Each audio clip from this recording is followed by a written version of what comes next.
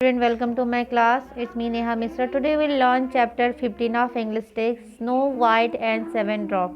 ये कहानी एक फाइन फेरी टेल यानी कि परियों की कहानी की तरह है, जहाँ पे और बहुत सालों से बहुत ही ये बच्चे की लोकप्रिय कहानी रह चुकी है. Now let's start the chapter. Long ago there lived a king with his kind queen. बहुत पहले एक राजा अपने रानी के साथ रहता है. Their daughter was pretty and with rosy cheeks, dimple chins and curly hair. वो जो राजा है उसकी जो एक बेटी होती है, उसकी बहुत ही खूबसूरत बेटी होती है, जिसके जो गाल होते हैं, चिक्स होते हैं, बहुत ही गुलाबी की तरह होते हैं, डिम्पल होती है चेहरे पर, कर्ली हेयर यानी कि बाल उसके घुंघराले होते हैं. Her eyes glowed like that of a deer, her skin was as fair as snow. उसकी जो आंख एकदम हिरन की तरह चमकती हुई रहती है और उसका जो कलर है बहुत ही क्या है, खूबसूरत कलर जो है बहुत ही वाइट है, यानी कि स्नो की तरह है. So she was named as Snow White. As luck would happen, the gentle queen died, and not long after the king married again. His new wife, he new queen and extremely beautiful, but was vigorous too. Vigorous का मतलब क्या होता है कि जलन भावना बहुत ज़्यादा होती है, और विग्लोरियस का मतलब होता है जो मैजिकल पावर होते हैं जो वो उसके पास थी. अचानक से क्या हुआ जब स्नो वाइट की माँ ख़त्म हो गई, तो उसके राजा ने उसको छोटी बच्ची थी, तो उसके लिए क्या उसने सोचा कि मैं दूसरा शादी करके मैं अपने बच्चे की माँ को कमी महसूस नहीं हो देना, तो वो शादी कर लेता है. लेकिन शादी करने के बाद वो रानी तो बहुत खूबसूरत है, लेकिन साथ ही वो क्या होती है, वो जादू भी जानती रहती है, उसके पास मैजिक होता है और वो जेलसी भी होती है. और वो किससे जलती है, वो अपनी बेटी जो सौतेली बेटी होती है उसके फेयरनेस से वो जलती है. और the new queen was the hideous witch too, वो क्या वो जादू तोड़ना भी जानती है. Now she had a magic mirror in which she look at her reflection for the most part of the day and would often ask. वो उसके पास एक मैजिक यानी कि जादुई आईना होता है, उसमें वो हमेशा खड़े होकर उसमें पूछती रहती है. फिगर में आप देख सकते हो ये आईना, यहाँ पे देखिए, ये वही क्वीन है और ये आईना है जिससे वो पूछती रहती है. क्या क्वेश्चन पूछती है? Oh mirror tell me considering who is the fairest one of all. पूछती है कि आईना तुम बताओ कि सबसे खूबसूरत कौन है. फिर वो मिरर भी क्या है, रिप्लाई करता है, I have pride to solemnly declare in the fairness with you none can compare.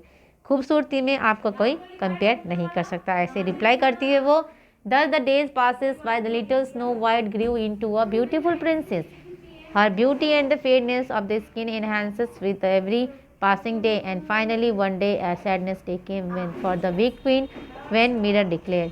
और दिन बीतते गए और जो उसकी खूबसूरती है उसकी बेटी की दिन से दिन बढ़ती गई, और एक दिन क्या हुआ, सबसे दुखद दिन था वो, जब वो जो मिरर है वो रिप्लाई करती है कि I feel pain to homely declare in the fairness Snow White is no the dear. Snow White की खूबसूरत अब कोई नहीं है, स्नो वाइट है आपसे ज़्यादा खूबसूरत है, उसकी खूबसूरती की कोई कंपैरिजन नहीं है. This words of the mirror fell on the queen like a streak of lightning. ये जो शब्द है उस रानी के ऊपर जैसे कि आग का गोला शरीर के ऊपर पड़ता है वैसे ही पड़ा. This across in her heart the ugliness shot. She could not bear that there was a fair lady in the world and her. वो अपने आप में वो क्या है, मैं बर्दाश्त नहीं कर पा रही थी कि मेरे से कोई खूबसूरत हो सकता है. She wanted to remain the fairest of all. वो हमेशा सबसे खूबसूरत रहना था. सो इसकी वजह से क्या, immediately sent for Bruno the cruel huntsman. वो बोर्नो को बुलाती है. यहाँ पे बोर्नो कौन है, जो क्रूल हर्ट्समैन है, who had carried out many of her wicked plans in the past. पहले इनकी सारी जो प्लान्स है, जो खराब काम इनके साथ ही किए, इनके रानी के कहने पे इन्होंने सारे किए थे.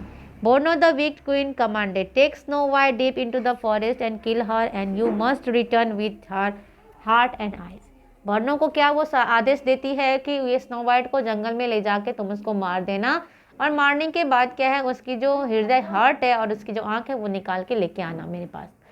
बोर्नो bowed before her and made his way out. ठीक है, वो अपने आप सर को हिलाते हुए फिर वो वहाँ से निकल जाता है. He saw snow white playing in the palace garden running after the butterfly. और जब वो स्नो वाइट को पकड़ने के लिए वो गार्डन एरिया में जाता है जहाँ पे स्नो वाइट तितलियाँ पकड़ रही होती हैं, cover in all her beauty, the divine beauty that made gaze fixed at her in the heavenly might। जैसे कि स्वर्ग में रहते बहुत ही खूबसूरत परी हो रहती है, वैसे वो देखते ही देखते वो देखते ही रह गया स्नो वाइट को। He stood a distance thinking if he would ever be able to execute what had happened been ordered to do। और वो सोच रहा था उस दूरी में खड़े होके कि क्या काश ऐसा हो पाता कि जो मुझे ऑर्डर दिया गया मैं वो नहीं कर पाता, उसको मैं छोड़ पाता। I cannot and must not harm such a innocent princess। अपने आप में वो बात करता है।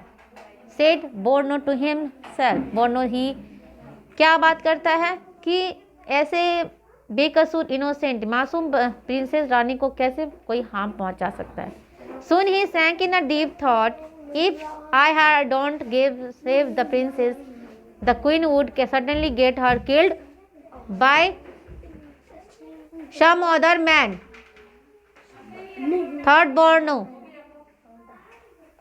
क्या ये सोचता है कि अगर मैं इसको नहीं बचाऊंगा तो क्या ये प्रिंसेस थोड़ी ना इसको छोड़ने वाली, अगर मैं नहीं मारूं किसी और से वो मरवा देगी, इसलिए मुझे ही सोचता है। Apparently Bruno said to Snow White, I am going for a picnic in a deep forest, would you like to company me.